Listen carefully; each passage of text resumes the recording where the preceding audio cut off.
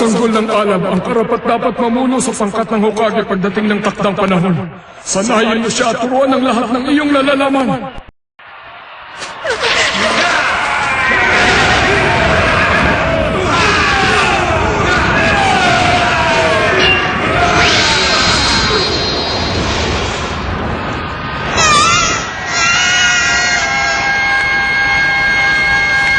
Ang sanggol na ito ang magiging pinakamahusay na mandirigma. Tatawagin siya sa pangalang Rekka. Ang paggising sa kapangyarihan ng prinsesa at ng ninja.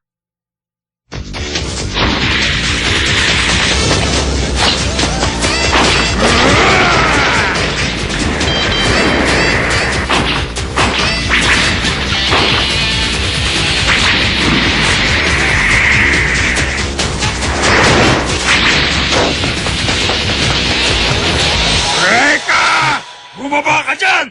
Alam ko natatakot ka sa akin kaya ka nagtatago! Dahil ako si Max Momon, ang pinakamalakas na estudyante sa bansang ito!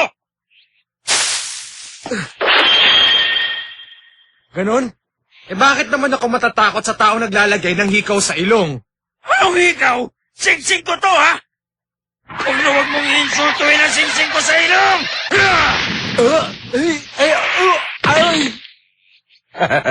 Dapat talaga nung una pa lang naging alalay na kita. Huh?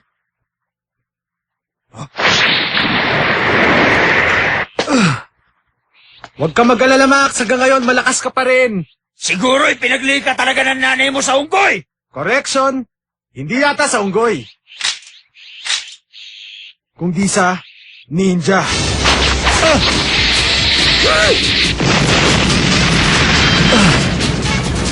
Uy, ka talaga! Akala mo ba maluloko mo pa ako ulit? Hindi na!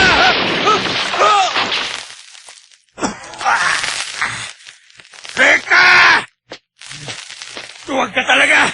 Bakit mo ako inulog dito? Hindi ako duwag. Sample lang yan ang pwede mangyari sa'yo. Lagot ka sa akin kapag nakalis ako dito!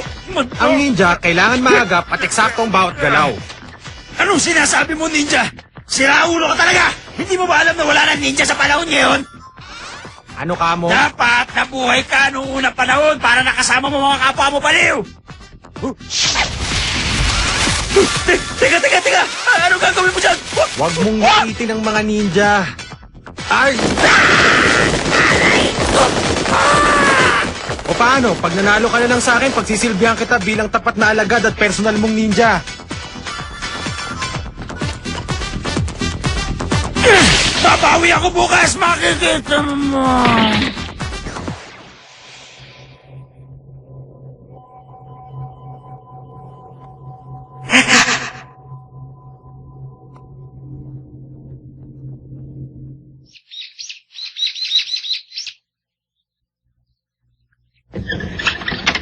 Rekka Hanabishi, yan ang pangalan ko. Matagal na akong bilib sa mga ninja. Nabuhay sila nung panahon ng feudalismo at digmaan ng mga estado. Biyasa sa pakikidigma at palaging nasa likod ng bawat eksena. Pero tapat silang maglingkod sa kanilang Panginoon. Mga sundalong hindi nabibigyan ng tamang atensyon. Hindi ko alam pero bata pa ako, humahanga na ako sa kanila.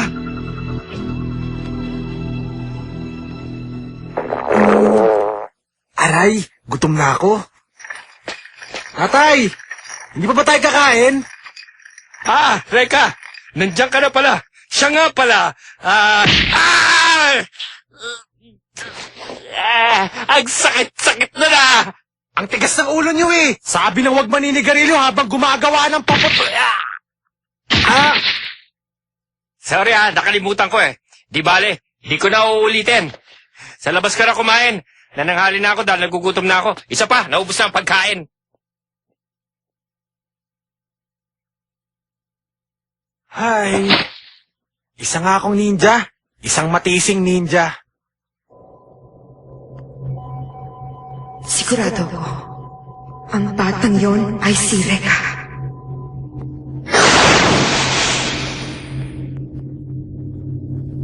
Awa na! Tulungan niyo ako!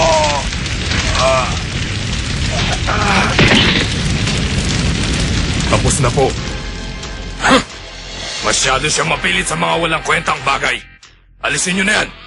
Baka makatunog ang mga mamamahayag sa pagkawala ng kanilang ministro. Magpapahanda ako ng katulad niya para makasigurado. Ikaw ang bahala.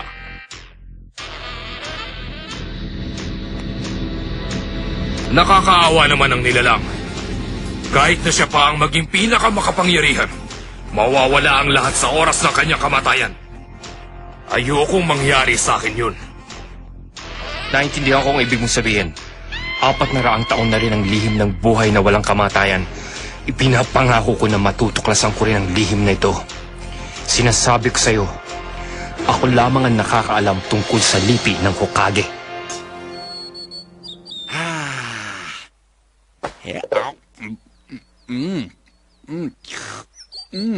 Good eats. O, dahan-dahan! Makakalimutan na pa!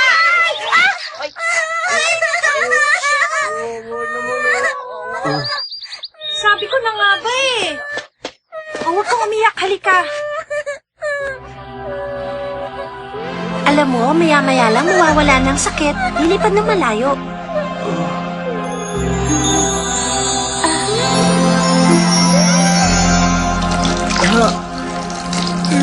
Ay! Wala na tuloy akong nakain!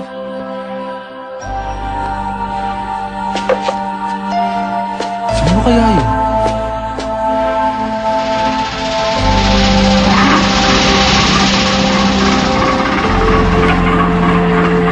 Teacher, tingnan niyo ang taas, oh. Bilisan na natin, delikado dito.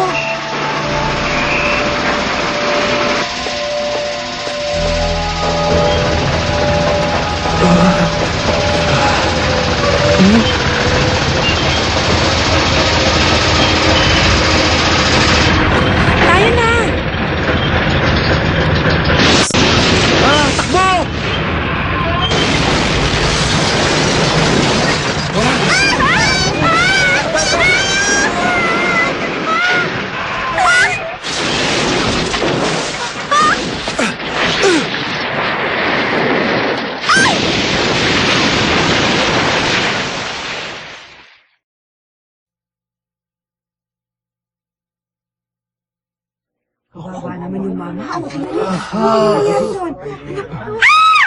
Tumawag kayo ng ambulansya.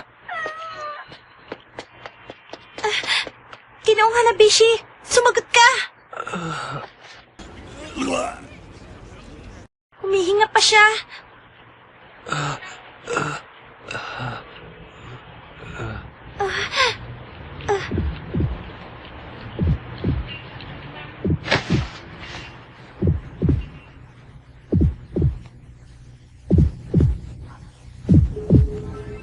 Reka, iniligtas mo ko. Kung di dahil sa'yo, patawala na ako sa mundong ito. Maraming salamat, Reka. Prinsesa. Wala yun. Sapat na sa akin ang iyong pasasalamat.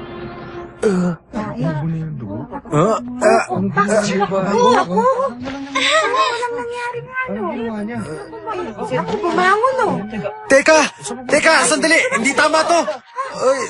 Nakakahiya!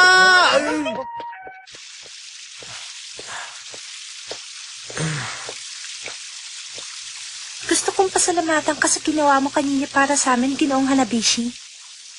Teka, kilala ba kita? Ang pangalan ko ay Ana Yanagi. May problema? Wala. Kamukha ka lang nung prinsesa dun sa panaginip ko. Naku, may sugat ka pala. Ha? Ha? Huwag ka mag-alala, magaling ka na.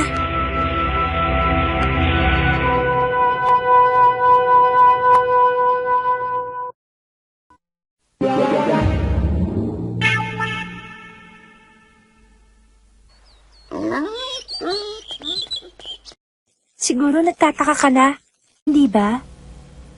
Ha? Medyo lang naman. Hindi ko rin alam kung bakit meron akong ganong klaseng kapangyarihan. Pero sikreto natin yun, ha? Baka pag nalaman ng ibang tao, sabihin nila mangkukulam ako. Nako, hindi lang yun.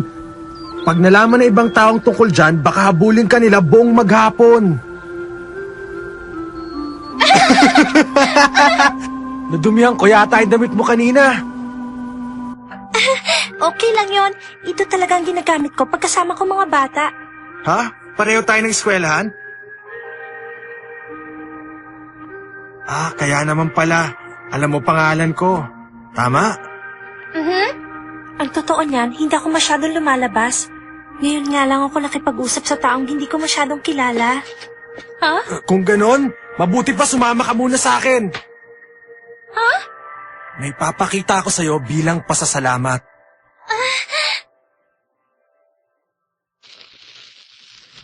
Hindi pa medyo madilim dito? Maliwanag pa kasi sa labas. Dito ko lang maipapakita ang mga ginawa ko. Ang negosyo kasi ng tatay ko ay paggawa ng paputok. Etong gawa ko!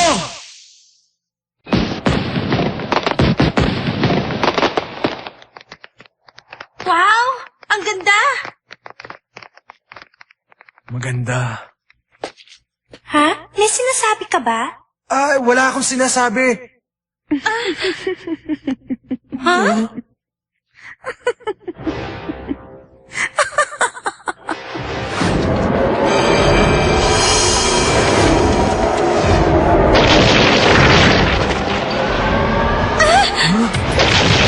Tingnan mo yung sahig!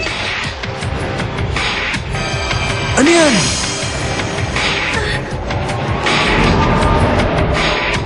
Matagal-tagal na rin kitang pinagmamasdan. Sa loob ng kristal na ito. Teka, sino ka ba talaga? Ako si Emma Kagehoshi. Ano bang gusto mong mangyari? At bakit? Wala akong balak na takutin kayo. Ang nais ko lang ay makuha ang atensyon nyo dahil baka hindi kayo maniwala sa aking kwento. Tumigil ka na. Hindi kami interesado sa kwento mo kaya mabuti pa, umalis ka na. Makinig ka muna sa akin dahil matagal na panahon din kitang hinanap. Sa loob ng 400 taon ay hindi ako nawala ng pag-asang makikita kita. Ano? 400 taon? Imposible yun! 400 taon ang nakalipas. May isang pangkat ng mga ninja na hindi napabilang sa talaan ng kasaysayan. Hokage ang tawag sa kanila. Pinasya nilang wasakin ang bawat isa sa di malamang kadahilanan. Kabilang ka sa natirang buhay sa pangkat ng Hokage at dinala sa kasalukuyan sa pamamagitan ng paglalakbay sa iba't ibang lugar at panahon. Huh? Alam niyo, Ale, ang mabuti pa itigil niyo na ang kwento niyo kasi parang gawa-gawa niyo lang. Ipakita mo sa akin ang iyong nagliliyab na kamay. Nagliliyab? Oo. May kapangyarihan kang magliyab at bumaril ng apoy. At ang iyong kakayahan na yan ay minana mo pa sa mga ninja ng Hokage. Hindi ko talaga maintindihan ang sinasabi mo. Halika, umalis na tayo, Ana. Huwag mo lang ipagkaila. Masyado kang mapilit wala ka namang sinasabing matino.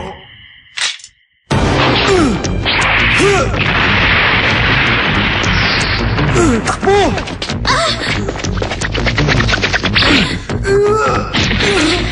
Reka! May sugat ka! Huwag mong pakita ang kapangyarihan mo. Pero malalim ang sugat mo! Okay lang ako. Kaya ko pa. Patawarin mo ko, pero hindi kita maaaring pakawalan. At pag giniit mo pa na hindi mo kayang bumaril ng apoy, sa pilitan kong ipagagawa sa'yo!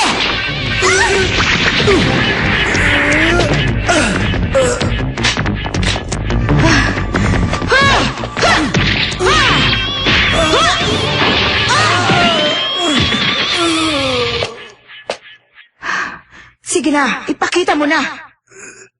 Asar talaga. Pahamak kasi tong sugat ko eh. Kailangan namin makatakas dito. Ana! Ale, hindi ko alam kung bakit mo siya inaatake. Pero nakikiusap ako, parang awa mo na. Huwag mo siya saktan. Ana! Malalim ang sugat niya at kailangang madala sa ospital. Pakawalan mo na siya. Sige na, pakiusap. mangusap.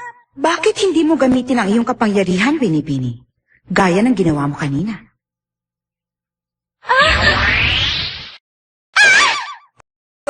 Ana! Ana! Sorry ha. Huwag mo na akong alalahanin. Tumakas ka na ngayon din. At iwan mo na ako. Ana! May sugat siya, pero inuuna pa niya akong gamutin. Kailangan may gawin ako para sa kanya.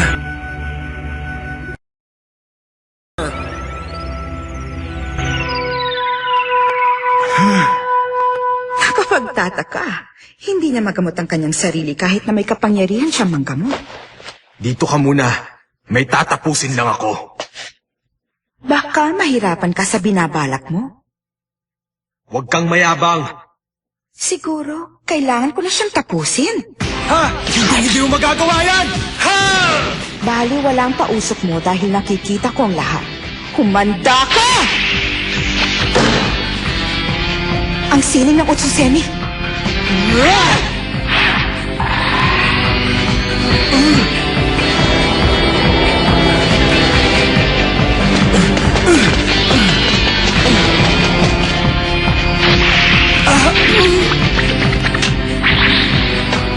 Nasa dugo mo nga ang pagiging isang ninja.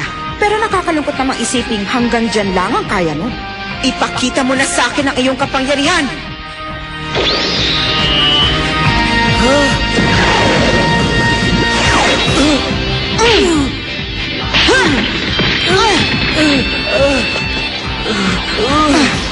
Ipakita mo na sa akin!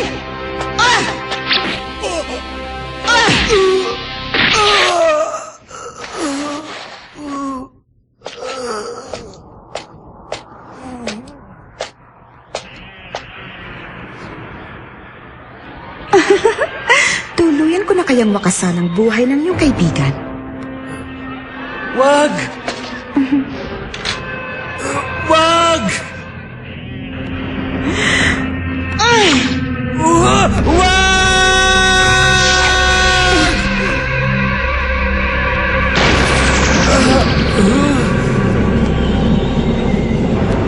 Yabang kamay ko. Sa wakas ay nagawa mo rin. Isa kang ang tunay na ninja na nagmula sa angkan ng Hokage. Reka.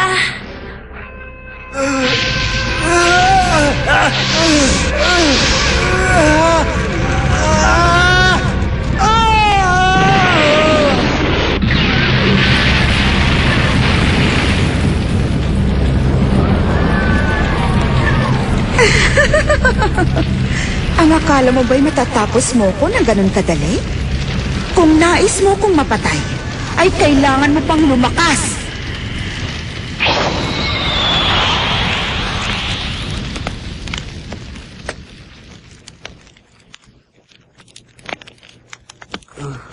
Ana!